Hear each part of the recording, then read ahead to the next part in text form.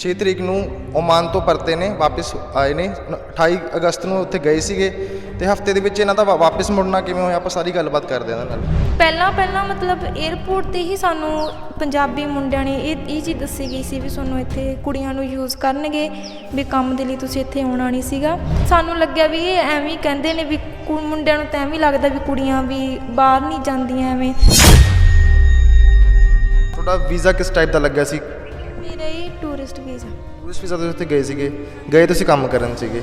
ਸਾਨੂੰ ਇਹ ਕਿਹਾ ਗਿਆ ਸੀਗਾ ਵੀ ਤੁਸੀਂ 에ਅਰਪੋਰਟ 'ਤੇ, ਮੁੰਬਈ 에ਅਰਪੋਰਟ 'ਤੇ ਇਹੀ ਕਹਿਣਾ ਗਾ ਵੀ ਅਸੀਂ ਘੁੰਮਣ ਜਾ ਰਹੇ ਹਾਂ ਅਤੇ ਵੀ ਏਜੰਟ ਦਾ ਕਿਸੇ ਦਾ ਨਾਮ ਨਹੀਂ ਲੈਣਾ।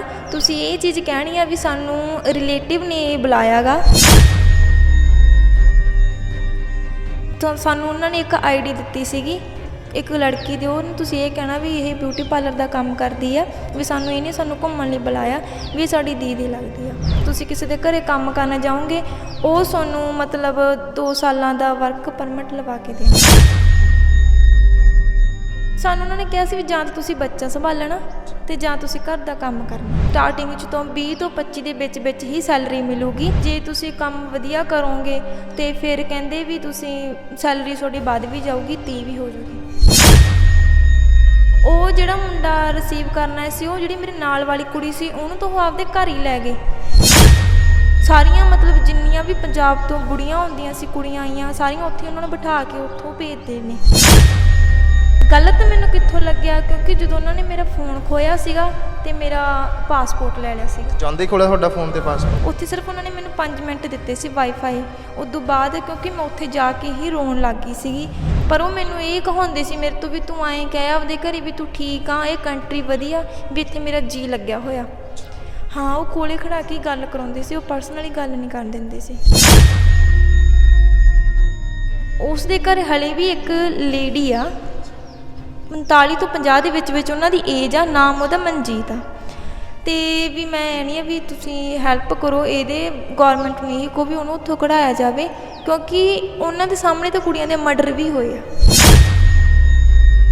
ਕੰਟੈਕਟ ਤਾਂ ਨਹੀਂ ਕਰ ਸਕਦੇ, ਉਹਨਾਂ ਦਾ ਸਿਮ ਵੀ ਤੋੜਤਾ ਉਹਨਾਂ ਨੇ, ਉਹਨਾਂ ਦਾ ਫੋਨ ਵੀ ਰੀਸੈਂਟ ਵੱਜਿਆ। ਮਤਲਬ ਉਹਨਾਂ ਨੂੰ ਬੰਦੀ ਬਣਾ ਰੱਖਿਆ ਉੱਥੇ ਰੱਖਿਆ ਹੋਇਆ ਉਹਨਾਂ ਨੂੰ।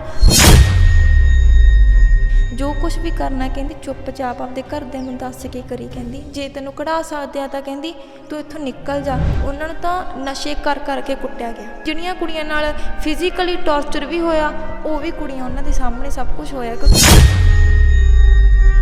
ਐਂ ਸੀ ਵੀ ਜੇ ਬੱਚੇ ਨੂੰ ਕੁਛ ਹੋ ਗਿਆ ਵੀ ਆਪ ਹੀ ਜਿਉਂਦੇ ਮਰ ਜਾਵਾਂਗੇ। ਇਹੀ ਬੱਚੀ ਮੇਰੀ ਵੱਡੀ ਹੈ। ਮੈਂ ਕਮਾਉਣਾ ਮਜ਼ਦੂਰੀ ਕਰਦਾ, 300 ਰੁਪਈਆ ਦਿਹਾੜੀ ਹੈ ਜੀ, ਅਤੇ ਬੱਚੇ ਦੂਜੇ ਪੜ੍ਹਦੇ ਆ ਛੋਟਿਆਂ ਤੋਂ। ਖਰਚਾ ਤੁਸੀਂ ਕਿੰਨਾ ਕੀਤਾ ਇਹਨਾਂ ਨੂੰ ਭੇਜਣ ਵਾਸਤੇ? ਖਰਚਾ ਜੀ ਸਾਡਾ ਅੱਜ ਤੱਕ ਸਾਰਾ ਵਿੱਚੇ ਤੋਰੇ ਫੇਰੇ ਦਾ ਲਾ ਕੇ ਜੋ ਵੀ 2 ਲੱਖ ਰੁਪਈਆ ਹੋ ਜਾਂਦਾ। ਏਜੰਟ ਨੇ ਤੁਹਾਨੂੰ ਗੁੰਮਰਾਹ ਕੀਤਾ ਪੂਰਾ, ਜੇ ਆਪਾਂ ਦੇਖੀਏ ਤਾਂ, ਹੈ ਨਾ? ਅਤੇ ਤੁਸੀਂ ਉੱਤੇ ਕੋਈ ਕਾਰਵਾਈ ਨਹੀਂ ਕਰਵਾਈ? ਕਾਰਵਾਈ ਜੀ ਉਹ ਅਸੀਂ ਉਹ ਨਹੀਂ ਕਾਰਵਾਈ ਕਰਵਾਈ। ਮੇਰਾ ਪਿਓ ਵੀ ਮੇਰੇ ਨਾਲ ਸਾਥ ਸੀਗਾ। ਇਹ ਕਹਿੰਦਾ ਵੀ ਆਪਾਂ ਕਿਰਾਂ ਬੱਚੀ ਨੂੰ ਕਢਵਾ ਲਗੇ, ਆਪਾਂ ਮਿੱਠੇ ਹੋ ਕੇ ਫਿਰ ਉਸ ਤੋਂ ਬਾਅਦ ਵੇਖਾਂਗੇ। ਜਿਹੜੀਆਂ ਤਾਂ ਭੱਜ ਜਾਂਦੀਆਂ ਨੇ, ਜਿਹੜੀਆਂ ਉਹ ਤਾਂ ਮਤਲਬ ਉਹਨਾਂ ਦੀ ਜਾਨ ਬਚ ਜਾਂਦੀ ਆ, ਪਰ ਜਿਹੜੀਆਂ ਭੱਜ ਕੇ ਫਿਰ ਉਹਨਾਂ ਦੇ ਵਾਪਸ ਜਾਂਦੀਆਂ, ਉਹ ਨਹੀਂ ਵਾਪਸ ਆਉਂਦੀਆਂ।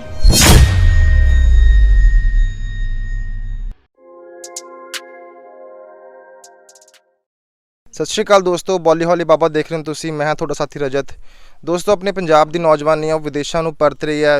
ਇੱਥੇ ਲੈਕ ਆਫ ਕਹਿ ਸਕਦੇ ਹਾਂ ਓਪਰਚੁਨਿਟੀ ਹੋਣ ਦਾ ਕਾਰਨ ਪੰਜਾਬ ਦੇ ਵਿੱਚ ਨੌਕਰੀਆਂ ਨਹੀਂ ਹੈ, ਕੰਮ ਕਰਨ ਨਹੀਂ ਮਿਲਦਾ ਨੌਜਵਾਨ ਪੀੜ੍ਹੀ ਨੂੰ। ਇਸ ਚੱਕਰ ਦੇ ਵਿੱਚ ਕਈ ਲੋਕ ਇੱਦਾਂ ਵੀ ਹੈ ਜੋ ਵਿਦਆਊਟ ਐਨੀ ਨੌਲੇਜ ਹੈ ਨਾ ਚਲੇ ਜਾਂਦੇ ਨੇ ਵਿਦੇਸ਼ਾਂ ਦੇ ਵਿੱਚ, ਜਿਨ੍ਹਾਂ ਨੂੰ ਪਤਾ ਨਹੀਂ ਹੁੰਦਾ, ਬਸ ਇੱਦਾਂ ਹੁੰਦਾ ਕਿ ਅਸੀਂ ਵਿਦੇਸ਼ ਜਾ ਵੜੀਏ ਅਤੇ ਕੋਈ ਨਾ ਕੋਈ ਕੰਮ ਕਰ ਲਈਏ। ਅੱਜ ਵੀ ਆਪਣੇ ਨਾਲ ਇੱਕ ਇਹੋ ਜਿਹੀ ਕਹਾਣੀ ਤੁਹਾਡੇ ਮੂਹਰੇ ਲੈ ਕੇ ਆਏ ਹਾਂ ਅਸੀਂ। ਸਾਡੇ ਨਾਲ ਕਮਲਜੀਤ ਕੌਰ ਅਤੇ ਉਹਨਾਂ ਦੇ ਡੈਡੀ ਨੇ ਸਿਕੰਦਰ ਸਿੰਘ ਜੀ। ਆਪਾਂ ਉਹਨਾਂ ਨਾਲ ਗੱਲਬਾਤ ਕਰਦੇ ਹਾਂ, ਜੋ ਕਿ 6 ਤਰੀਕ ਨੂੰ ਓਮਾਨ ਤੋਂ ਪਰਤੇ ਨੇ, ਵਾਪਸ ਆਏ ਨੇ। 28 ਅਗਸਤ ਨੂੰ ਉੱਥੇ ਗਏ ਸੀਗੇ ਅਤੇ ਹਫਤੇ ਦੇ ਵਿੱਚ ਇਹਨਾਂ ਦਾ ਵਾਪਸ ਮੁੜਨਾ ਕਿਵੇਂ ਹੋਇਆ, ਆਪਾਂ ਸਾਰੀ ਗੱਲਬਾਤ ਕਰਦੇ ਹਾਂ ਇਹਨਾਂ ਨਾਲ। ਕਮਲਜੀਤ ਕੌਰ, ਤੁਹਾਡੇ ਨਾਲ ਕੀ ਹੋਇਆ? ਤੁਸੀਂ ਓਮਾਨ ਗਏ ਸੀ, ਅਰਬ ਕੰਟਰੀ ਦੇ ਵਿੱਚ, ਉੱਥੇ ਸਾਨੂੰ ਦੱਸੋ ਤੁਹਾਡੇ ਨਾਲ ਕੀ ਗੱਲਬਾਤ ਹੋਈ? ਸਰ ਮਤਲਬ ਮੈਨੂੰ ਓਮਾਨ ਕੰਟਰੀ ਬਾਰੇ ਐਂ ਦੱਸਿਆ ਗਿਆ ਸੀਗਾ ਵੀ ਇਹ ਵੀ ਸੇਫ ਕੰਟਰੀ ਆ, ਹਿੰਦੀ ਲੋਕ ਨੇ, ਪੰਜਾਬੀ ਲੋਕ ਵੀ ਰਹਿੰਦੇ ਨੇ, ਅਤੇ ਬਟ ਉੱਥੇ ਜਾ ਕੇ ਮੈਨੂੰ ਪਤਾ ਲੱਗਿਆ ਵੀ ਉਹ ਅਰਬ ਕੰਟਰੀ ਆ, ਵੀ ਉੱਥੇ ਮੁਸਲਮਾਨ ਰਹਿੰਦੇ ਨੇ, ਵੀ ਉੱਥੇ ਪੰਜਾਬੀ ਕੋਈ ਨਹੀਂ ਸੀਗਾ। ਅਤੇ ਇਕੱਲੀਆਂ ਮਤਲਬ ਉੱਥੇ ਕਿਸੇ ਦੀ ਕੋਈ ਭਾਸ਼ਾ ਨਹੀਂ ਰਲਦੀ ਹੈਗੀ ਗੀ। ਤੇ ਮਤਲਬ ਉੱਥੇ ਕਿਸੇ ਨੂੰ ਸਾਨੂੰ ਉੱਥੇ ਮੈਨੂੰ ਸਮਝ ਨਹੀਂ ਲੱਗੀ ਕਿਸੇ ਦੀ ਵੀ, ਨਾ ਉਹ ਸਮਝਦੇ ਨੇ, ਨਾ ਉਹਨਾਂ ਨੂੰ ਹਿੰਦੀ ਸਮਝ ਆਉਂਦੀ ਹੈ, ਨਾ ਉਹਨਾਂ ਨੂੰ ਇੰਗਲਿਸ਼ ਸਮਝ ਆਉਂਦੀ ਆ। ਹਾਂਜੀ, ਤੇ ਉੱਥੇ ਜਦੋਂ ਉਹ ਏਅਰਪੋਰਟ ਤੋਂ ਮਤਲਬ ਲੈ ਕੇ ਜਾਂਦੇ ਨੇ ਤੇ ਪਹਿਲਾਂ ਮਤਲਬ ਏਅਰਪੋਰਟ ਤੇ ਹੀ ਸਾਨੂੰ ਪੰਜਾਬੀ ਮੁੰਡਿਆਂ ਨੇ ਇਹ ਚੀਜ਼ ਦੱਸੀ ਗਈ ਸੀ ਵੀ ਤੁਹਾਨੂੰ ਇੱਥੇ ਕੁੜੀਆਂ ਨੂੰ ਯੂਜ਼ ਕਰਨਗੇ, ਵੀ ਕੰਮ ਦੇ ਲਈ ਤੁਸੀਂ ਇੱਥੇ ਆਉਣਾ ਨਹੀਂ ਸੀਗਾ ਉਦੋਂ। ਹਾਂਜੀ, ਏਅਰਪੋਰਟ ਪਹੁੰਚਣ ਤੇ ਫਿਰ ਮਤਲਬ ਸਾਨੂੰ ਲੱਗਿਆ ਵੀ ਇਹ ਐਵੇਂ ਹੀ ਕਹਿੰਦੇ ਨੇ ਵੀ ਮੁੰਡਿਆਂ ਨੂੰ ਤਾਂ ਐਵੇਂ ਲੱਗਦਾ ਵੀ ਕੁੜੀਆਂ ਵੀ ਬਾਹਰ ਨਹੀਂ ਜਾਂਦੀਆਂ ਐਵੇਂ। ਅਸੀਂ ਉਹ ਚੀਜ਼ ਨੂੰ ਇਗਨੋਰ ਕੀਤਾ। ਫਿਰ ਸਾਨੂੰ ਉੱਥੋਂ ਮਤਲਬ ਇੱਕ ਲੜਕਾ ਲੈ ਕੇ ਜਾਂਦਾ ਆ ਉੱਥੇ ਰੈਸਟੋਰੈਂਟ 'ਚ ਰਿਸੀਵ ਕਰਨਾ ਹੋ ਤੁਹਾਨੂੰ। ਹਾਂਜੀ। ਉਹ ਵੀ ਏਜੰਟ ਸੀ ਕੋਈ? ਨਹੀਂ ਜੀ, ਉਹ ਏਜੰਟ ਦਾ ਬੇਟਾ ਸੀਗਾ। ਅੱਛਾ ਜੀ। ਤੇ ਉੱਥੇ ਉਹ ਸਾਨੂੰ ਲੈ ਕੇ ਗਿਆ ਗਾ ਉਹ ਸਾਨੂੰ। ਕਿਹੜੇ ਮੂਲ ਦਾ ਸੀ? ਭਾਸ਼ਾ ਤੁਹਾਡੇ ਨਾਲ ਕਿਹੜੀ ਬੋਲਦਾ ਸੀਗਾ? ਪੰਜਾਬੀ ਸੀ ਉਹ? ਹਾਂਜੀ, ਉਹਨੂੰ ਹਿੰਦੀ ਆਉਂਦੀ ਸੀ ਕਿਉਂਕਿ ਉਹ ਉੱਤਰਾਖੰਡ ਦੇ ਨੇ। ਅੱਛਾ, ਇੰਡੀਅਨ ਸੀਗਾ ਉਹ? ਹਾਂਜੀ, ਉਹ ਇੰਡੀਆ ਸੀ ਬਟ ਉਹ ਰਹਿੰਦੇ ਉੱਥੇ ਹੀ ਨੇ। ਉਹਦੀ ਮੰਮਾ ਏਜੰਟ ਆ ਗਈ ਤੇ ਉਹ ਕੁੜੀਆਂ ਨੂੰ ਰਿਸੀਵ ਸਾਰੀਆਂ ਨੂੰ ਉਹੀ ਕਰਦਾ ਆ। ਤੇ ਇੱਕ ਉੱਥੇ ਉਹਦੇ ਅੰਕਲ ਨੇ, ਉਹਦੀ ਮੰਮਾ ਉਹ ਅੰਕਲ ਨਾਲ ਹੀ ਮਤਲਬ ਅਨਲੀਗਲ ਤੌਰ 'ਤੇ ਰਹਿੰਦੇ ਨੇ ਉਹ ਇਕੱਠੇ, ਸਾਰੇ ਕੁੜੀਆਂ ਨੂੰ ਜਿਹੜੇ ਬੁਲਾਉਂਦੇ ਨੇ ਉਹ। ਤੇ ਉਹ ਉਹਦੀ ਮੰਮਾ ਦੀਆਂ ਜਿਹੜੀਆਂ ਉਹਨਾਂ ਦੇ ਕੁੜੀਆਂ ਬੁਲਾਉਂਦੇ ਨੇ ਉਹ ਵੀ ਉਹਨਾਂ ਨੂੰ ਵੀ ਉਹੀ ਰਿਸੀਵ ਕਰਦਾ। ਤੇ ਜਿਹੜੇ ਉਹਦੇ ਅੰਕਲ ਬੁਲਾਉਂਦੇ ਨੇ, ਮੈਨੂੰ ਉਹਨਾਂ ਦੇ ਅੰਕਲ ਦੇ ਥਰੂ ਬੁਲਾਇਆ ਗਿਆ ਸੀ ਪੰਜਾਬ ਤੋਂ, ਜਗਸੀਰ ਸਿੰਘ ਪਿੰਡ ਮਾਨਕੇ ਤੋਂ। ਤੁਹਾਡਾ ਵੀਜ਼ਾ ਕਿਸ ਟਾਈਪ ਦਾ ਲੱਗਿਆ ਸੀ? ਮੇਰਾ ਹੀ ਟੂਰਿਸਟ ਵੀਜ਼ਾ। ਟੂਰਿਸਟ ਵੀਜ਼ਾ ਤੁਸੀਂ ਉੱਥੇ ਗਏ ਸੀਗੇ? ਗਏ ਤੁਸੀਂ ਕੰਮ ਕਰਨ ਸੀਗੇ? ਸਾਨੂੰ ਇਹ ਕਿਹਾ ਗਿਆ ਸੀਗਾ ਵੀ ਤੁਸੀਂ ਏਅਰਪੋਰਟ 'ਤੇ, ਮੁੰਬਈ ਏਅਰਪੋਰਟ 'ਤੇ ਇਹੀ ਕਹਿਣਾ ਗਾ ਵੀ ਅਸੀਂ ਘੁੰਮਣ ਜਾ ਰਹੇ ਹਾਂ ਤੇ ਵੀ ਏਜੰਟ ਦਾ ਕਿਸੇ ਦਾ ਨਾਮ ਨਹੀਂ ਲੈਣਾ। ਤੁਸੀਂ ਇਹ ਚੀਜ਼ ਕਹਿਣੀ ਆ ਵੀ ਸਾਨੂੰ ਰਿਲੇਟਿਵ ਨੇ ਬੁਲਾਇਆ ਗਾ। ਤਾਂ ਸਾਨੂੰ ਉਹਨਾਂ ਨੇ ਇੱਕ ਆਈਡੀ ਦਿੱਤੀ ਸੀਗੀ ਇੱਕ ਲੜਕੀ ਦੀ, ਉਹਨੂੰ ਤੁਸੀਂ ਇਹ ਕਹਿਣਾ ਵੀ ਇਹ ਬਿਊਟੀ ਪਾਰਲਰ ਦਾ ਕੰਮ ਕਰਦੀ ਆ, ਵੀ ਸਾਨੂੰ ਇਹਨੇ ਸਾਨੂੰ ਘੁੰਮਣ ਲਈ ਬੁਲਾਇਆ, ਵੀ ਸਾਡੀ ਦੀਦੀ ਲੱਗਦੀ ਆ। ਹਾਂਜੀ, ਸਾਨੂੰ ਇਹੀ ਕਿਹਾ ਗਿਆ ਸੀ। ਤੇ ਉਹਨਾਂ ਨੇ ਇਹ ਗੱਲ ਕਹੀ ਸੀ ਵੀ ਜੇ ਤੁਸੀਂ ਕਿਸੇ ਦੇ ਘਰੇ ਕੰਮ ਕਰਨ ਜਾਓਗੇ ਉਹ ਤੁਹਾਨੂੰ ਮਤਲਬ 2 ਸਾਲਾਂ ਦਾ ਵਰਕ ਪਰਮਿਟ ਲਵਾ ਕੇ ਦੇਣਗੇ। ਮਤਲਬ ਤੁਸੀਂ ਐਜ਼ ਉੱਥੇ ਕੰਮ ਕਰਨ ਹੀ ਗਏ ਸੀਗੇ? ਕੰਮ ਕਰਨ ਹੀ ਗਈ ਸੀ। ਤੇ ਜਦੋਂ ਤੁਸੀਂ ਇੱਥੋਂ ਗਏ ਹੋ ਤੁਹਾਡੇ ਨਾਲ ਹੋਰ ਕਿੰਨੇ ਜਾਣੇ ਸੀਗੇ? ਮੇਰੇ ਨਾਲ ਇੱਕ ਮਤਲਬ ਅਸੀਂ 2 ਹੀ ਜਾਣੀਆਂ ਸੀਗੀਆਂ। ਇੱਕ ਕੁੜੀ ਸੀ ਮੇਰੇ ਤੋਂ ਮੋਗੇ ਏਰੀਏ ਤੋਂ ਤੇ ਇੱਕ ਬਸ, ਹਾਂਜੀ ਪੰਜਾਬ ਤੋਂ ਸੀ, ਇੱਕ ਬਸ ਮੈਂ ਸੀ। ਉਹਨੂੰ ਏਜੰਟ ਆਪਦੇ ਘਰ ਲੈ ਗਏ ਸੀਗੇ ਤੇ ਉਹਨੂੰ ਤਾਂ ਮਤਲਬ ਉਹਨਾਂ ਨੇ ਬਿਠਾਇਆ ਵੀ ਨਹੀਂ, ਉਹਨੂੰ ਡਾਇਰੈਕਟ ਲੈ ਗਏ ਆਪਦੇ ਘਰ। ਤੁਹਾਨੂੰ ਕਿਹਾ ਕੀ ਗਿਆ ਸੀ ਤੁਹਾਨੂੰ ਕੰਮ ਕੀ ਕਰਨ ਨੂੰ ਮਿਲੂਗਾ? ਸਾਨੂੰ ਉਹਨਾਂ ਨੇ ਕਿਹਾ ਸੀ ਵੀ ਜਾਂ ਤਾਂ ਤੁਸੀਂ ਬੱਚਾ ਸੰਭਾਲਣਾ ਤੇ ਜਾਂ ਤੁਸੀਂ ਘਰ ਦਾ ਕੰਮ ਕਰਨਾ, ਮਤਲਬ ਨੈਨੀ ਜਾਂ ਕੇਅਰ ਟੇਕਰ ਦਾ ਕੰਮ? ਹਾਂਜੀ, ਇੱਦਾਂ ਹੀ ਕਿਹਾ ਗਿਆ ਸੀਗਾ। ਤੇ ਤਨਖਾਹ ਦਾ ਕੀ ਗੱਲ ਹੋਈ ਸੀ? ਤੁਹਾਨੂੰ ਪੈਸੇ ਮਤਲਬ ਕੀ ਦੱਸਿਆ ਗਿਆ ਹੋਊਗਾ ਤੁਸੀਂ ਕਿੰਨੇ ਕਮਾ ਸਕਦੇ ਹੋ? ਸਾਨੂੰ ਉਹਨਾਂ ਨੇ ਇਹ ਗੱਲ ਕਹੀ ਸੀ ਵੀ ਤੁਹਾਨੂੰ ਸਟਾਰਟਿੰਗ 'ਚ ਤੋਂ 20 ਤੋਂ 25 ਦੇ ਵਿੱਚ ਹੀ ਸੈਲਰੀ ਮਿਲੂਗੀ ਪਰ ਮੰਥ? ਹਾਂਜੀ, ਪਰ ਮੰਥ। ਤੇ ਜੇ ਤੁਸੀਂ ਕੰਮ ਵਧੀਆ ਕਰੋਗੇ ਤੇ ਫਿਰ ਕਹਿੰਦੇ ਵੀ ਤੁਸੀਂ ਸੈਲਰੀ ਤੁਹਾਡੀ ਵੱਧ ਵੀ ਜਾਊਗੀ, 30 ਵੀ ਹੋ ਜਾਊਗੀ। ਅੱਛਾ। ਹਾਂਜੀ। ਤੇ ਫਿਰ ਉੱਥੇ ਮਤਲਬ ਜਦੋਂ ਤੁਸੀਂ ਉੱਥੇ ਪਹੁੰਚੇ ਤੁਹਾਨੂੰ ਰਿਸੀਵ ਕਰਕੇ ਲੈ ਗਏ, ਉਸ ਤੋਂ ਬਾਅਦ ਸਾਨੂੰ ਦੱਸੋ ਕੀ ਗੱਲ ਹੋਈ? ਰਿਸੀਵ ਜੀ ਮਤਲਬ ਸਾਨੂੰ ਮੁੰਡਾ ਰਿਸੀਵ ਰੱਖਿਆ ਕਿੱਥੇ ਉਹਨਾਂ ਨੇ ਲਿਜਾ ਕੇ? ਦੇਖੋ ਜੀ, ਰੱਖਿਆ ਤਾਂ ਉਹਨਾਂ ਨੇ ਜਦੋਂ ਸਾਨੂੰ ਮਤਲਬ ਰਿਸੀਵ ਕਰਕੇ ਮੁੰਡਾ ਲੈ ਕੇ ਗਿਆ, ਸਾਨੂੰ ਆਈ ਸੀ ਵੀ ਸਾਨੂੰ ਇਹ ਸਿੱਧਾ ਘਰੇ ਲੈ ਕੇ ਜਾਣਗੇ ਕੰਮ ਕਰਨ, ਵੀ ਜਿੱਥੇ ਅਸੀਂ ਕੰਮ ਕਰਨਾ ਆ ਵੀ ਸਾਨੂੰ ਇਹ ਸ਼ਾਇਦ ਵੀ ਸਾਨੂੰ ਇਹ ਉਹ ਲੈਣ ਆਏ ਨੇ। ਬਟ ਸਾਨੂੰ ਆਫਿਸ ਬਾਰੇ ਕੁਝ ਨਹੀਂ ਦੱਸਿਆ ਗਿਆ ਸੀ ਵੀ ਸਾਨੂੰ ਆਫਿਸ 'ਚ ਰੱਖਣਗੇ। ਉਹ ਜਿਹੜਾ ਮੁੰਡਾ ਰਿਸੀਵ ਕਰਨਾ ਸੀ, ਉਹ ਜਿਹੜੀ ਮੇਰੇ ਨਾਲ ਵਾਲੀ ਕੁੜੀ ਸੀ ਉਹਨੂੰ ਤਾਂ ਉਹ ਆਪਦੇ ਘਰ ਹੀ ਲੈ ਗਏ। ਤੇ ਮੈਨੂੰ ਉੱਥੇ ਰੈਸਟੋਰੈਂਟ ਸੀ, ਮਤਲਬ ਉਹਨਾਂ ਨੇ ਸ਼ੇਖ ਸੀਗੇ, ਉਹ ਏਜੰਟ ਸੀਗਾ ਉੱਥੇ। ਉਹ ਮੈਨੂੰ ਕਹਿੰਦਾ ਵੀ ਤੁਸੀਂ ਇੱਥੇ ਬੈਠ ਕੇ ਵੀ ਤੁਸੀਂ ਵੀ ਚਾਹ ਪਾਣੀ ਪੀ ਲਓ। ਮੈਂ ਕਿਹਾ ਵੀ ਮੈਂ ਕੁਛ ਨਹੀਂ ਖਾਣਾ ਪੀਣਾ। ਹੋਰ ਵੀ ਉੱਥੇ ਸਾਰੀਆਂ ਮਤਲਬ ਜਿੰਨੀਆਂ ਵੀ ਪੰਜਾਬ ਤੋਂ ਬੁੜੀਆਂ ਹੁੰਦੀਆਂ ਸੀ, ਕੁੜੀਆਂ ਆਈਆਂ ਸਾਰੀਆਂ ਉੱਥੇ ਉਹਨਾਂ ਨੂੰ ਬਿਠਾ ਕੇ ਉੱਥੋਂ ਭੇਜਦੇ ਨੇ। ਉੱਥੇ ਹੋਰ ਕਿੰਨੇ ਕੁ ਜਾਣੇ ਸੀ ਤੁਹਾਡੇ ਤੋਂ ਇਲਾਵਾ? ਤੁਸੀਂ 2 ਜਾਣੇ ਇੱਥੋਂ ਪੰਜਾਬ ਤੋਂ ਗਏ ਹੋ, ਉੱਥੇ ਹੋਰ ਕਿੰਨੇ ਕੁ ਜਾਣੇ ਸੀ?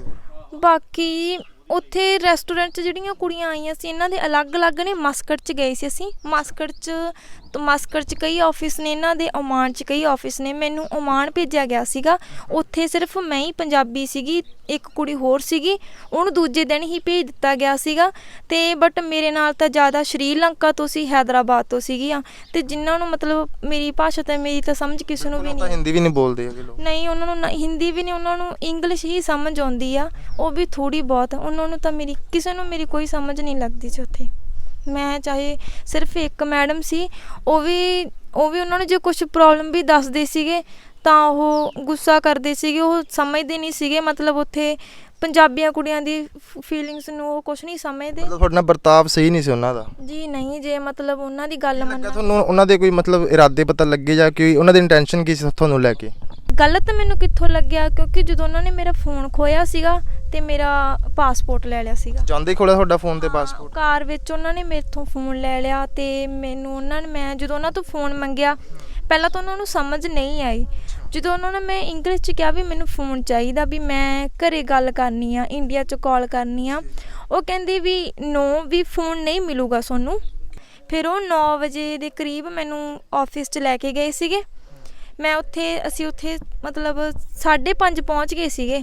5:30 ਤੋਂ ਫਿਰ ਅਸੀਂ 9 ਵਜੇ ਪਹੁੰਚੇ ਆਫਿਸ 'ਚ। ਉੱਥੇ ਸਿਰਫ ਉਹਨਾਂ ਨੇ ਮੈਨੂੰ 5 ਮਿੰਟ ਦਿੱਤੇ ਸੀ ਵਾਈਫਾਈ। ਉਦੋਂ ਬਾਅਦ ਕਿਉਂਕਿ ਮੈਂ ਉੱਥੇ ਜਾ ਕੇ ਹੀ ਰੋਣ ਲੱਗ ਗਈ ਸੀਗੀ ਵੀ ਮੈਂ ਕਿਹਾ ਵੀ ਮੈਨੂੰ ਤੁਸੀਂ ਸਹੀ ਨਹੀਂ ਲੱਗਦੇ। ਮੈਂ ਉਹਨਾਂ ਨੂੰ ਸਿੱਧਾ ਹੀ ਐਂ ਬੋਲਤਾ ਸੀ ਅਤੇ ਉਹਨਾਂ ਨੇ ਵਾਈਫਾਈ ਬਾਅਦ ਵਿੱਚ ਬੰਦ ਕਰਤਾ ਸੀ। ਮੈਨੂੰ ਕਹਿੰਦੇ 5 ਮਿੰਟ ਆ ਤੇਰੇ ਕੋਲ ਗੱਲ ਕਰਨ ਵਾਸਤੇ, ਜੇ ਕਰਨੀ ਆ ਤਾਂ। ਉਸ ਤੋਂ ਬਾਅਦ ਉਹਨਾਂ ਨੇ ਵਾਈਫਾਈ ਬੰਦ ਕਰਤਾ ਸੀ। ਦੂਜੇ ਤੁਸੀਂ ਗੱਲ ਆਪਦੇ ਘਰੇ ਉਸ ਟਾਈਮ? ਨਹੀਂ, ਮੈਂ ਸਿਰਫ ਇਹਨਾਂ ਨੂੰ ਮੈਸੇਜ ਹੀ ਕੀਤਾ ਸੀ। ਇਹਨਾਂ ਨੇ ਮੈਸੇਜ ਦੇਖਿਆ ਨਹੀਂ ਗਾ ਕਿਉਂਕਿ ਮੰਮੀ ਡੈਡੀ ਤਾਂ ਅਨਪੜ੍ਹ ਨੇ। ਬ੍ਰਦਰ ਨੂੰ ਮੈਸੇਜ ਕੀਤਾ ਸੀ, ਉਸ ਟਾਈਮ ਬ੍ਰਦਰ ਆਫਲਾਈਨ ਸੀ, ਇਹਨੂੰ ਪਤਾ ਨਹੀਂ ਲੱਗਿਆ। ਦੂਜੇ ਦਿਨ ਜਦੋਂ ਇਹਨਾਂ ਨੂੰ ਮੈਂ ਮੈਸੇਜ ਕੀਤਾ ਵੀ ਮੈਂ ਕਿਹਾ ਵੀ ਇੱਥੇ ਇੱਦਾਂ ਦੇ ਲੋਕ ਨੇ, ਅਰਬੀ ਲੋਕ ਨੇ। ਮੈਂ ਕਿਹਾ ਡੈਡੀ ਮੁਸਲਮਾਨ ਨੇ, ਵੀ ਇੱਥੇ ਪੰਜਾਬੀ ਤਾਂ ਕੋਈ ਹੈ ਹੀ ਨਹੀਂ ਗਾ। ਅਤੇ ਮੈਂ ਕਿਹਾ ਵੀ ਇਹ ਲੋਕ ਵੀ ਇੱਦਾਂ ਦੇ ਨੇ, ਜ਼ਬਰਦਸਤੀ ਮੈਂ ਕਿਹਾ ਕੰਮ ਕਰਾਉਣਾ ਚਾਹੁੰਦੇ ਆ। ਅਤੇ ਮੈਂ ਕਿਹਾ ਜੇ ਸਹੀ ਕੰਟਰੀ ਹੁੰਦੀ ਮੈਂ ਕਿਹਾ ਵੀ ਫਿਰ ਫੋਨ ਨਹੀਂ ਖੋਣਾ ਸੀ ਇਹਨਾਂ ਨੇ। ਅਤੇ ਇਹਨਾਂ ਨੂੰ ਐਂ ਲੱਗਿਆ ਵੀ ਮੇਰਾ ਜੀਅ ਨਹੀਂ ਲੱਗਦਾ, ਵੀ ਮੈਂ ਤਾਂ ਕਹਿ ਰਹੀ ਹਾਂ। ਅਤੇ ਪਰ ਤੁਹਾਨੂੰ ਮੈਨੂੰ ਲੱਗਦਾ ਕਿਤੇ ਨਾ ਕਿਤੇ ਇਰਾਦੇ ਦਾ ਪਤਾ ਲੱਗ ਗਿਆ ਹੋਣਾ ਕਿ ਸਹੀ ਨਹੀਂ ਹੈਗੇ ਹੈ ਨਾ ਲੋਕ ਉਹ? ਮੈਨੂੰ ਉੱਥੇ ਜਦੋਂ ਮੈਂ ਇੱਥੇ ਗਈ ਹਾਂ ਆਫਿਸ ਜਾ ਕੇ ਬੈਠੀ ਹਾਂ, ਇੱਕ ਕੁੜੀ ਸੀ ਮਤਲਬ ਮੁਸਲਮਾਨ ਸੀ, ਉਹ ਹਿੰਦੀ ਬੋਲਦੀ ਸੀ। ਉਹਦੇ ਨਾਲ ਉਹ ਲੜ ਰਹੇ ਸੀ, ਕਸਟਮਰ ਬੈਠੇ ਸੀ। ਮੈਨੂੰ ਉਦੋਂ ਉਹਨਾਂ ਨੇ ਚੁੱਪ ਕਰਾਤਾ, ਕਹਿੰਦੇ ਚੁੱਪ।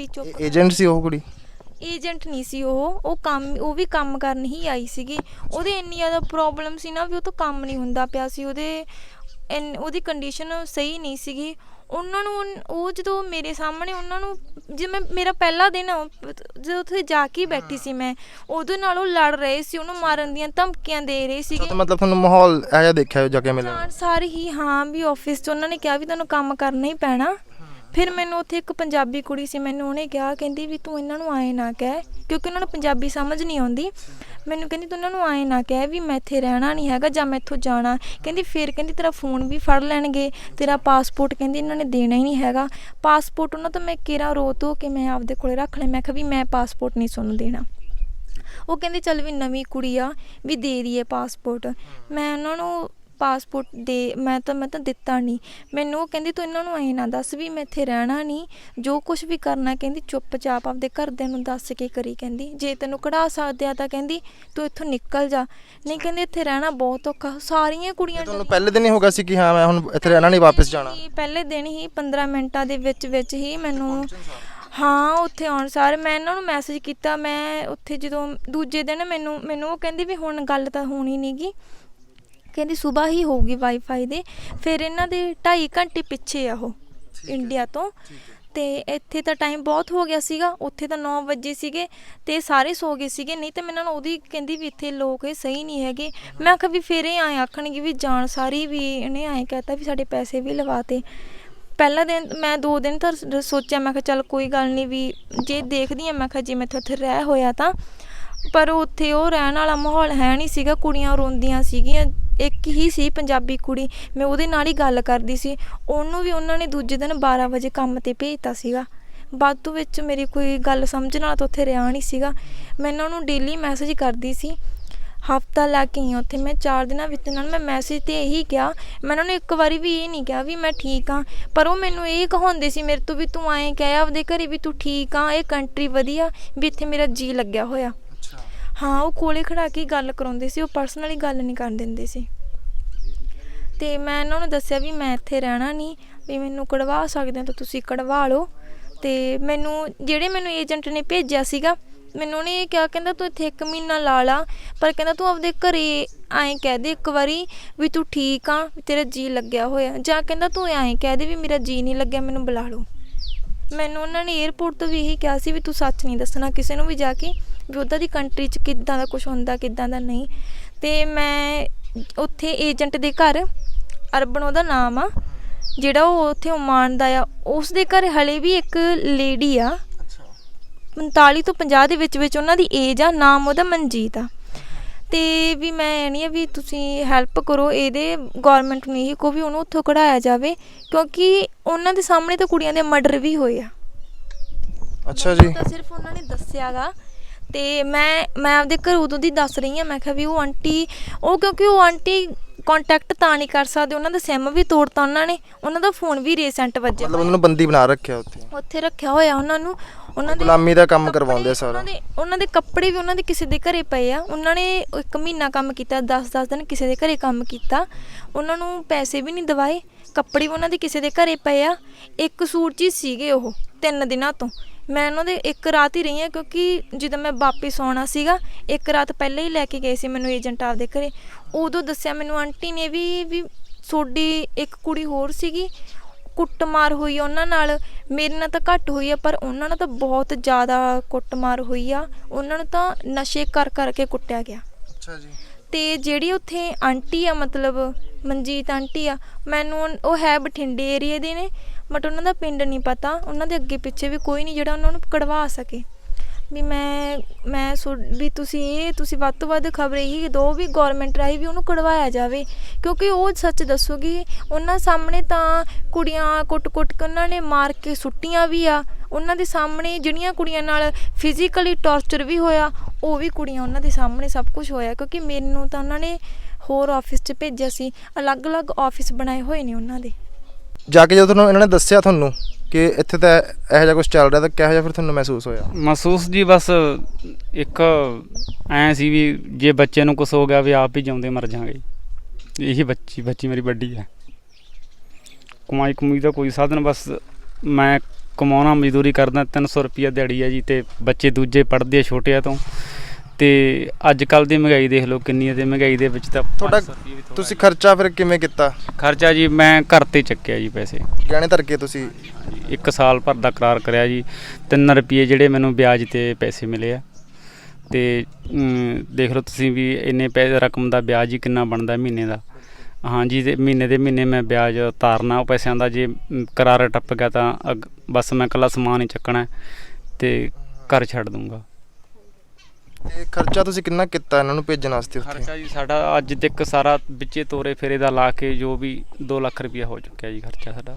ਤੇ ਤੁਹਾਨੂੰ ਏਜੰਟ ਨੇ ਪਹਿਲਾਂ ਗੱਲ ਕਲੀਅਰ ਨਹੀਂ ਕੀਤੀ ਸੀਗੀ? ਨਹੀਂ ਜੀ, ਸਾਨੂੰ ਬੱਚੇ ਨੂੰ ਬਸ ਇੰਨੀ ਗੱਲ ਹੀ ਆਖੀ ਗਈ ਹੈ ਮੇਰੇ ਸਾਹਮਣੇ ਜਿਹੜੀ ਗੱਲ ਹੋਈ ਹੈ ਜੀ, ਵੀ ਉੱਥੇ ਹਿੰਦੀ ਤੈਨੂੰ ਪਰਿਵਾਰ ਮਿਲੂਗਾ, ਛੋਟੀ ਫੈਮਿਲੀ ਮਿਲੂਗੀ, ਤੈਨੂੰ ਵਧੀਆ ਉੱਥੇ ਕੋਈ ਰੋਕ ਟੋਕ ਨਹੀਂ, ਹਫ਼ਤੇ ਦੀ 1 ਛੁੱਟੀ ਮਿਲੂਗੀ। ਇਹੀ ਕਿਹਾ ਗਿਆ ਬਸ ਮੇਰੇ ਸਾਹਮਣੇ। ਤਾਂ ਕਿਉਂਕਿ ਜੇ ਮੈਂ ਪੜ੍ਹਿਆ ਹੁੰਦਾ ਜੀ, ਮੈਨੂੰ ਇੰਨੀ ਕੁ ਜਾਣਕਾਰੀ ਹੁੰਦੀ ਤਾਂ ਮੈਂ ਕਿਸੇ ਤੋਂ ਹੋਰ ਵੀ ਸਲਾਹ ਲੈਂਦਾ, ਕਿਸੇ ਪੜ੍ਹੇ ਲਿਖੇ ਤੋਂ ਸਲਾਹ ਲੈਂਦਾ, ਫਿਰ ਮੈਂ ਬੱਚੇ ਨੂੰ ਭੇਜ। ਇਹੋ ਜਿਹੇ ਕੰਮ 'ਚ ਤਾਂ ਬਹੁਤ ਸੋਚ ਸਮਝ ਕੇ ਕਰਨਾ ਚਾਹੀਦਾ, ਕਿਉਂਕਿ ਆਪਾਂ ਬੱਚੇ ਨੂੰ ਵਿਦੇਸ਼ 'ਚ ਭੇਜਦੇ ਹਾਂ। ਹਾਂਜੀ, ਮਾਂ ਪਿਓ ਤਾਂ ਨਹੀਂ ਬੈਠਾ ਉਹਨਾਂ ਦਾ। ਦੇਖੋ ਜੀ, ਜਾਂ ਤਾਂ ਬਸ ਐਂ ਕਹਿ ਲਓ ਵੀ ਮੇਰੀ ਬੁੱਧੀ ਨੇ ਕੰਮ ਨਹੀਂ ਕੀਤਾ, ਦਿਮਾਗ 'ਤੇ ਕੋਈ ਇਹੋ ਜਿਹਾ, ਆਪਾਂ ਮਜਬੂਰੀ ਕਹਿ ਸਕਦੇ ਹਾਂ, ਹੈ ਨਾ, ਕਿਉਂਕਿ ਇੱਥੇ ਕੰਮ ਕਾਰ ਨਹੀਂ ਮਿਲਦੇ ਇੰਨੇ। ਹਾਂਜੀ, ਇੱਥੇ ਕੰਮ ਕਾਰ ਮਿਲਦੇ ਨਹੀਂ ਗੇ, ਨਹੀਂ ਮਿਲਦੇ ਜੀ, ਬਿਲਕੁਲ ਨਹੀਂ ਮਿਲਦੇ ਗੇ। ਇਹਨਾਂ ਨੇ ਇੱਕ ਲੁਧਿਆਣੇ ਇੱਥੇ ਛੋਟਾ ਜਿਹਾ ਕੋਰਸ ਕਰਿਆ ਸੀਗਾ ਇੱਥੇ ਬੱਲੂਆਣੇ, ਅਤੇ ਲੁਧਿਆਣੇ ਇਹ 3-4 ਮਹੀਨੇ ਮੇਰਾ ਬੱਚਾ ਲਾ ਕੇ ਵੀ ਆਇਆ। ਉੱਥੇ ਦਿੰਦੇ ਸੀ ਉਹਨੂੰ 10,000 ਰੁਪਏ ਸੈਲਰੀ ਦਿੰਦੇ ਸੀਗੇ। ਉਹ ਥੋੜ੍ਹਾ ਜਿਹਾ ਕੰਮ ਹੈਵੀ ਸੀਗਾ, ਅਸੀਂ ਇਸ ਕਰਕੇ ਹਟਾ ਲਈ। ਪਹਿਲਾਂ ਇਹਨੂੰ ਛੋਟੀ ਹੁੰਦੀ ਨੂੰ ਕਾਲਾ ਪੀੜ੍ਹਾ ਹੋ ਗਿਆ ਸੀ, ਵੀ ਕਮਜ਼ੋਰੀ ਸੀਗੀ, ਵੀ ਜ਼ਿਆਦਾ ਕੰਮ ਹਾਰਡ ਕਰ ਨਹੀਂ ਸਕਦੀ ਸੀ, ਇਸ ਲਈ ਇਹਨੂੰ ਉੱਥੇ ਲਿਆਂਦਾ ਸੀਗਾ ਜੀ ਅਸੀਂ।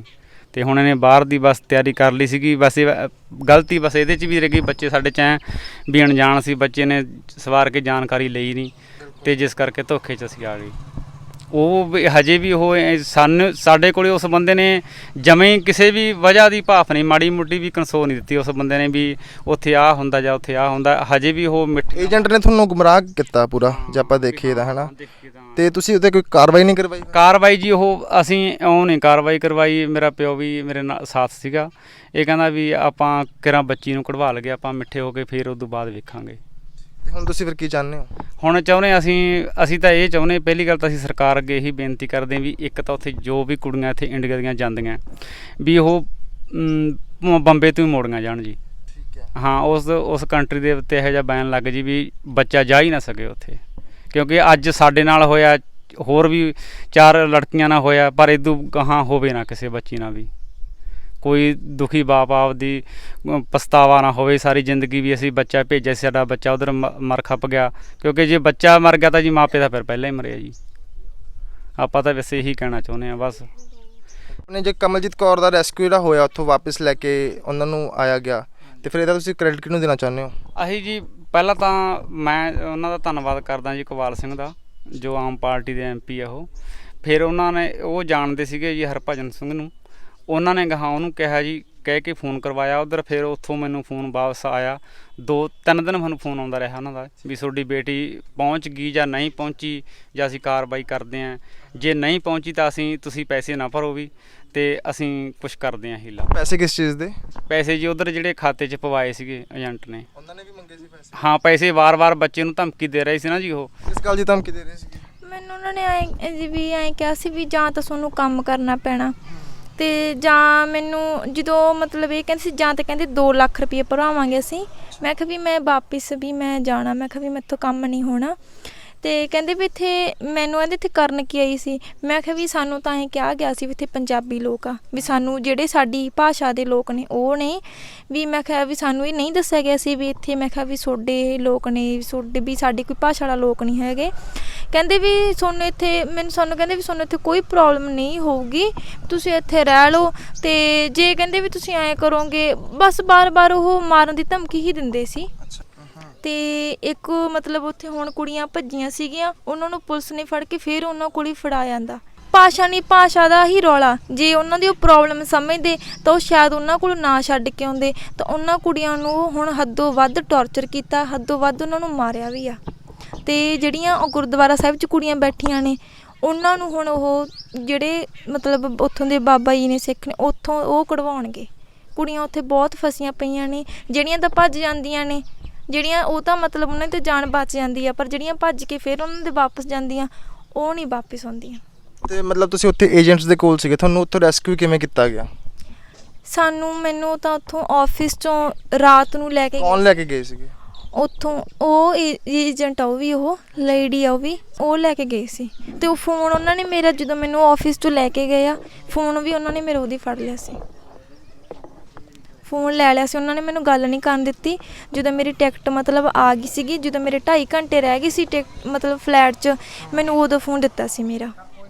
ਤੁਹਾਨੂੰ ਆਪ ਹੀ ਛੱਡ ਕੇ ਗਏ ਉਹ ਵਾਪਸ ਏਅਰਪੋਰਟ? ਹਾਂਜੀ, ਜਿਹੜਾ ਮੁੰਡਾ ਰਿਸੀਵ ਕਰਨ ਆਇਆ ਸੀ ਉਹੀ ਛੱਡ ਕੇ ਗਿਆ ਸੀ। ਬੜੀ ਉਮੀਦ ਲੈ ਕੇ ਗਏ ਹੋਵੋਗੇ ਤੁਸੀਂ ਕਿ ਮੈਂ ਵਿਦੇਸ਼ ਚੱਲੀ ਹਾਂ ਤਾਂ ਕੰਮ ਕਰੂੰਗੀ, ਹੈ ਨਾ, ਘਰ ਦੇ ਹਾਲਾਤ ਸੰਭਲਣਗੇ। ਕੀ ਸੋਚਦੇ ਹੋ ਫਿਰ ਹੁਣ? ਸੋਚਦੇ ਹੁਣ ਕਿਸੇ ਦਾ ਵੀ ਮਤਲਬ ਇਹ ਤਾਂ ਨਹੀਂ ਹੁੰਦਾ ਗਾ ਵੀ ਅਸੀਂ ਇੰਨੇ ਪੈਸੇ ਲਾ ਕੇ ਗਏ ਹਾਂ, ਜਾਂ ਅਸੀਂ ਸਿਰਫ 4-5 ਦਿਨਾਂ ਦੀ ਖਾਤਰ, ਮੈਂ ਆਪਦੇ ਘਰਦਿਆਂ ਦਾ 2 ਲੱਖ ਜਾਂ 2-2.5 ਲੱਖ ਲਵਾ ਕੇ, ਹੈ ਨਾ, ਘੁੰਮਣ ਫਿਰਨ ਦੀ ਖਾਤਰ ਗਈ ਸੀ। ਹੁਣ ਕਈ ਲੋਕ ਐਂ ਵੀ ਸੋਚਦੇ ਨੇ ਵੀ ਇਹਦਾ ਜੀ ਨਹੀਂ ਲੱਗਿਆ, ਜਾਂ ਵੀ ਮਤਲਬ ਇਹ ਉਹੀ ਜਾਵੜੀ, ਹੈ ਨਾ, ਵੀ ਮੈਂ ਗਈ ਕੰਮ ਕਰਨ ਹੀ ਸੀਗੀ। ਤੇ ਮਤਲਬ ਹੁਣ ਮੇਰੇ ਨਾਲ ਧੋਖਾ ਹੋਇਆ, ਤਾਂ ਇਹਦੇ ਵਿੱਚ ਮੇਰਾ ਵੀ ਕੋਈ ਕਸੂਰ ਨਹੀਂ ਹੈਗਾ। ਮੈਂ ਕੰਮ ਕਰਨ ਹੀ ਗਈ ਸੀ, ਮੇਰੇ ਘਰਦਿਆਂ ਦਾ ਕੋਈ ਕਸੂਰ ਨਹੀਂ। ਕਸੂਰ ਤਾਂ ਮਤਲਬ ਉਹ ਏਜੰਟ ਦਾ, ਜਿਹੜਾ ਪੰਜਾਬ ਦਾ ਹੋ ਕੇ ਪੰਜਾਬ ਦੀਆਂ ਕੁੜੀਆਂ ਨੂੰ ਠੱਗੀ ਜਾਂਦਾ ਵਾ, ਆਪ ਦਾ ਮਤਲਬ ਸਿਰਫ ਪੈਸੇ ਦੀ ਖਾਤਰ, ਸਿਰਫ ਉਹ 50-60 ਦੀ ਹਜ਼ਾਰ ਦੀ ਖਾਤਰ ਮਤਲਬ ਕੁੜੀਆਂ ਨੂੰ ਸਪਲਾਈ ਕਰਦੇ ਨੇ। ਗਲਤ ਤਾਂ ਉਹਨਾਂ ਦੀ ਗੱਲ ਆ, ਮੈਂ ਤਾਂ ਕੰਮ ਕਰਨ ਹੀ ਗਈ ਸੀ। ਕਮਲਜੀਤ ਕੌਰ ਨੇ, ਜੋ ਕਿ ਓਮਾਨ ਤੋਂ ਵਾਪਸ ਆਏ ਨੇ 3 ਦਿਨ ਪਹਿਲਾਂ ਹੀ, ਬੇਰੁਜ਼ਗਾਰੀ ਦੇ ਚੱਲਦੇ ਲੈਕ ਆਫ, ਹੈ ਨਾ, ਆਪਾਂ ਕਹਿ ਸਕਦੇ ਓਪਰਚੁਨਿਟੀ ਆਪਣੇ ਪੰਜਾਬ ਦੇ ਵਿੱਚ ਜਾਂ ਦੇਸ਼ ਦੇ ਵਿੱਚ ਹੈਗੀ ਆ, ਤਾਂ ਕੰਮ ਕਰਨ ਗਏ ਸੀ ਉੱਥੇ, ਤੇ ਜਾ ਕੇ ਉੱਥੇ ਉਹਨਾਂ ਨਾਲ ਇਹੋ ਜਿਹਾ ਭਾਣਾ ਵਰਤਿਆ ਤੇ ਇਹਨਾਂ ਨੂੰ ਵਾਪਸ ਮੁੜਨਾ ਪਿਆ ਉੱਥੋਂ ਦੀ। ਤਾਂ ਦੋਸਤੋ, ਆਪਾਂ ਕਹਿ ਸਕਦੇ ਹਾਂ ਕਿ ਗੁੰਮਰਾਹ ਹੀ ਕੀਤਾ ਗਿਆ ਇਹਨਾਂ ਨੂੰ ਏਜੰਟ ਵੱਲੋਂ। ਤੇ ਇਹੋ ਜਿਹੀ ਚੀਜ਼ ਬਾਰੇ ਜੋ ਆਪਾਂ ਕਿਤੇ ਆਪਣੇ ਬੱਚੇ ਨੂੰ ਬਾਹਰ ਭੇਜਣਾ, ਤਾਂ ਬਹੁਤ ਹੀ ਸੋਚ ਸਮਝ ਕੇ ਇਹੋ ਜਿਹਾ ਸਟੈਪ ਲੈਣਾ ਚਾਹੀਦਾ, ਤੇ ਬਹੁਤ ਦੇਖ ਪਰਖ ਕੇ ਇਹੋ ਜਿਹਾ ਕੰਮ ਕਰਨਾ ਚਾਹੀਦਾ। ਬੋਲੀ ਹੌਲੀ ਬਾਬਾ ਦੇਖ ਰਹੇ ਸਾਰੇ ਦਰਸ਼ਕਾਂ ਦਾ ਬਹੁਤ ਬਹੁਤ ਧੰਨਵਾਦ।